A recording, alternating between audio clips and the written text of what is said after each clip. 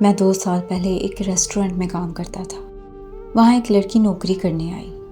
پہلی نظر دیکھتے ہی مجھے اس سے محبت ہو گئی۔ کچھ دنوں بعد میں نے اس سے فون نمبر مانگا تو اس نے دے دیا۔ میں نے اسے کال کر کے اپنی محبت کا اظہار کر دیا۔ اس نے ہاں کر دی اور اس طرح ہماری محبت کا آغاز ہوا۔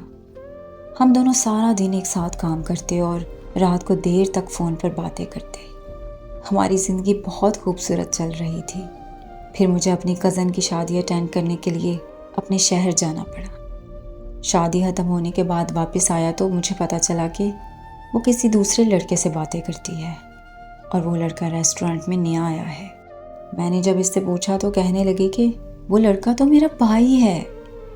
میں نے اس لڑکے سے دوستی کر لی اور پھر ایک دن میں نے اس لڑکے کے فون پر ان دونوں کی چیٹ پڑھ لی۔ وہ چیٹ پڑھ کر مجھے بہت تکلیف ہوئی اور میں اسے کال کر کے رونے لگا۔ اس نے مجھ سے معافی مانگ لی اور وعدہ کیا کہ دوبارہ ایسا نہیں ہوگا۔ پھر ہم دونوں کے ریلیشن کا ریسٹورنٹ کے مالک کو پتہ چل گیا۔ اس نے ہم دونوں کو ریسٹورنٹ سے نکال دیا اور پھر کچھ دنوں بعد ریسٹورنٹ کے مالک نے اسے دوبارہ کام پر رکھ لیا۔ پھر ہم دونوں کی بات بہت کم ہونے لگی کیونکہ وہ دیر رات تک ریسٹورنٹ میں کام کر کے تھک جاتی تھی۔ میں سارا دن ساری رات اس کا انتظار کرتا رہتا، لیکن وہ تھوڑی سی بات کر کے سو جایا کرتی تھی۔ مجھے تکلیف ہوتی تھی مگر میں اس کی مجبوری سمجھتا تھا۔ بس مجھے ڈر تھا کہ وہ کہیں مجھے چھوڑ نہ دے، لیکن وہ کہتی تھی کہ میں مر تو سکتی ہوں مگر تمہارا ساتھ کبھی نہیں چھوڑ سکتی۔ پھر میں نے اس سے کہا کہ وہ ہمارے لیے اپنے گھر والوں سے بات کرے۔ اس نے بتایا کہ اس کے گھر والے نہیں مان رہے۔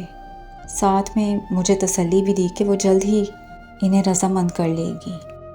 لیکن ایک دن اچانک اس کا میسج آیا کہ اس کی منگنی ہو رہی ہے اور میں اسے بھول جاؤں۔ یہ سن کر میرے پاؤں تلے زمین نکل گئی۔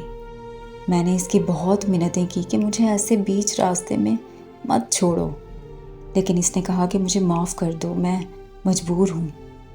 اور پھر اس نے مجھے ہمیشہ کے لیے بلاک کر دیا۔ اس کے لیے کتنا آسان تھا اس کی مجبوری سنا کر چھوڑ جانا۔ اس کے لیے کتنا آسان تھا یہ کہنا کہ میں اسے بھول جاؤں۔ ارے کیسے بھول جاؤں اسے؟ میں تو چاہ کر بھی اسے نہیں بھول سکتا۔ میں نے اس سے سچی محبت کی تھی، مذاق تھوڑا کیا تھا۔ اب میں اس کی جدائی میں پل پل مر رہا ہوں۔